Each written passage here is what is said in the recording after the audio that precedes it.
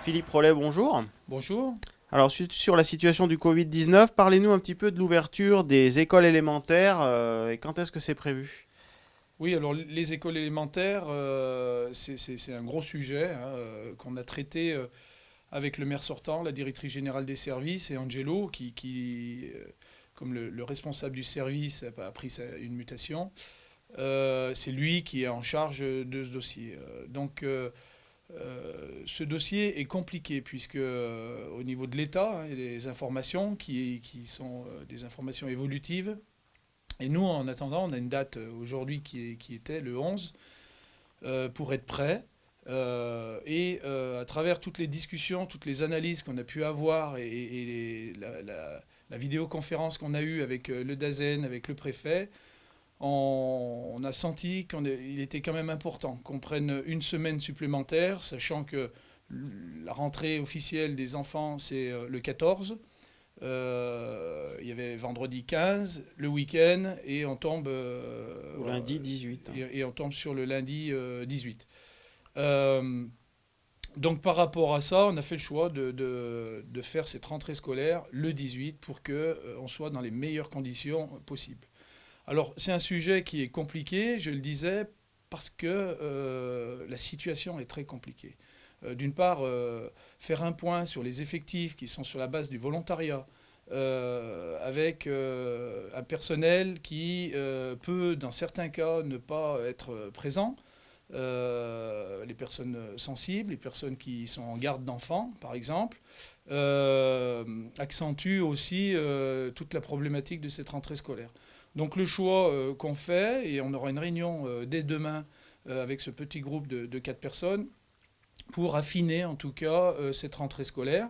L'idée, c'est bien maintenir les groupes de 10 et de 15 comme c'est prévu en tout cas dans le protocole du DAZEN.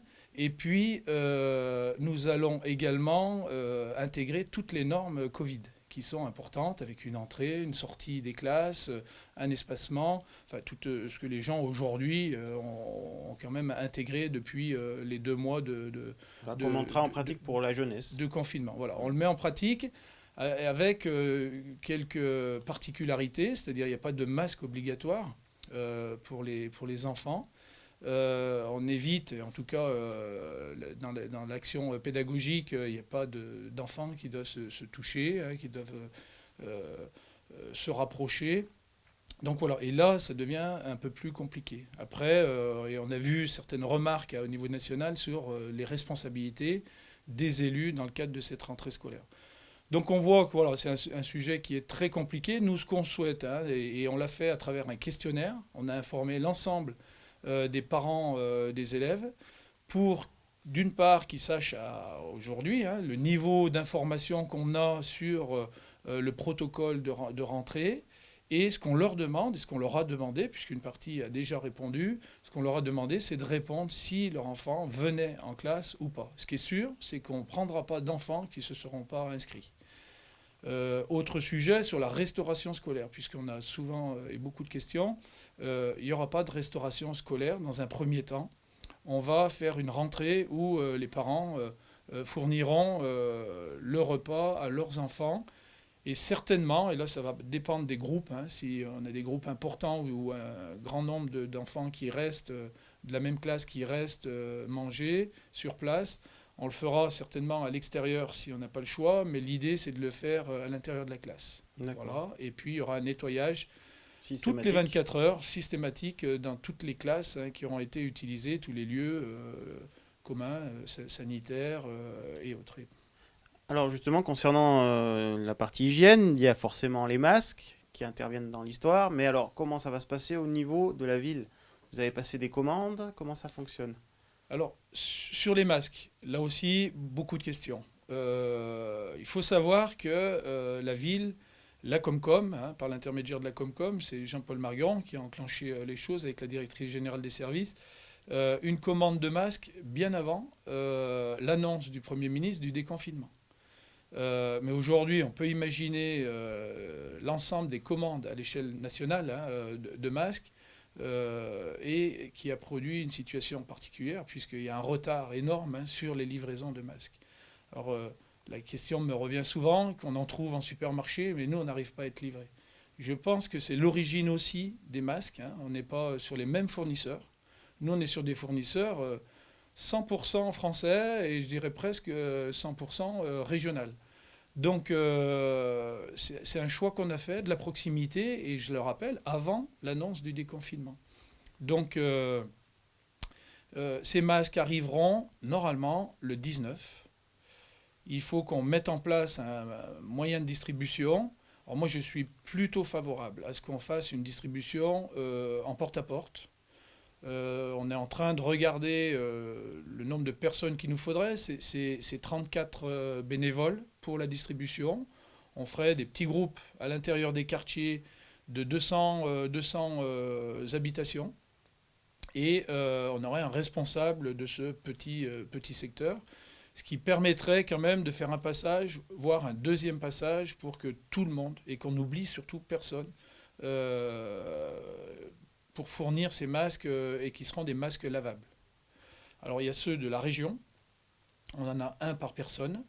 On a aussi une commande ville, et là on va privilégier les personnes de plus de 60 ans, au nombre de 2500 personnes sur la ville. Et puis, on va garder en stock à peu près 5000 masques qui arriveront peut-être dans un deuxième temps, qui nous permettront, en tout cas, au niveau des services, au niveau aussi du public, s'il y a des demandes particulières, de pouvoir fournir des masques. Voilà en gros l'idée, ce qui veut dire que les personnes fragiles aujourd'hui auront au moins 2 masques lavables. Pour un certain nombre de masques qui seront lavables entre 50 et je crois que c'est le président de la région qui annonçait qu'il voulait aussi faire des tests pour pouvoir prolonger la durée de vie avec un certificat à 100 lavages. Donc ce qui laisse quand même une grande souplesse.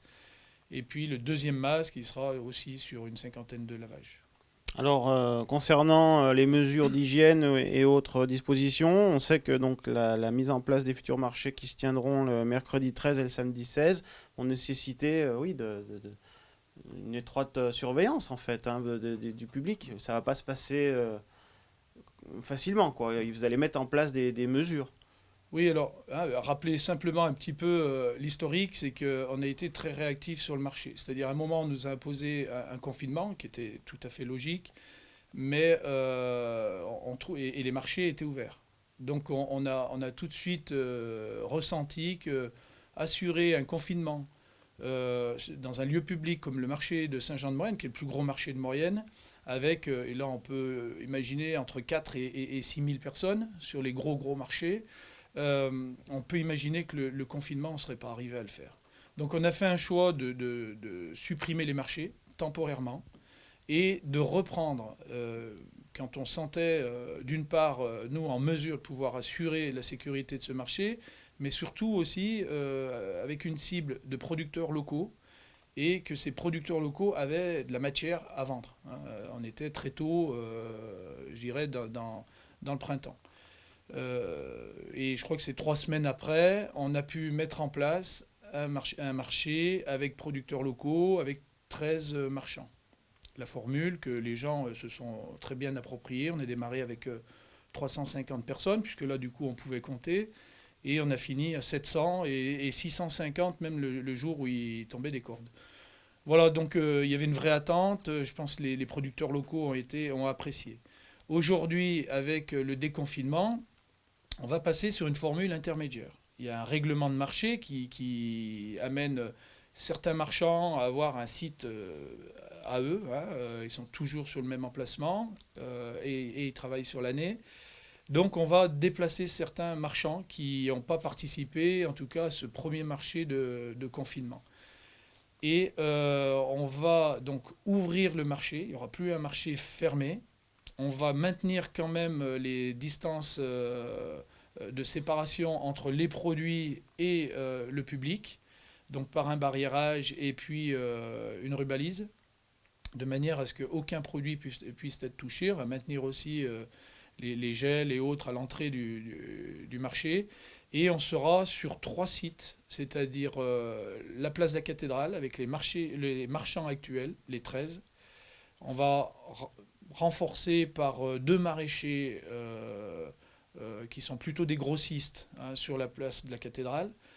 On va mettre les marchands habituels sur la place de la cathédrale, sur le parvis du théâtre, pardon. Sur le parvis du théâtre, où là, on a les marchands que tout le monde connaît, les rôtisseries, les pâtes. Et puis, sur le forum, avec trois allées bien distinctes, protégées aussi, où on aura les autres marchands, ceux qui étaient déjà sur le forum. Donc le marché Alors, s'étend en surface pour pouvoir permettre le respect du confinement. Pas du confinement, mais des distanciations. c'est exactement Voilà. ça, puisque place de la cathédrale, normalement, on a deux allées de marchands de chaque Ouais. côté et une allée principale. Donc, on considère qu'on ne peut pas aujourd'hui faire cette formule-là. Donc, on fait une formule intermédiaire. Aujourd'hui, c'est 46 commerces qu'on va contacter. Alors, ça ne veut pas dire qu'ils seront les 46 dès le samedi 16. 16, mais une grande partie, en tout cas, attendait cette reprise du marché.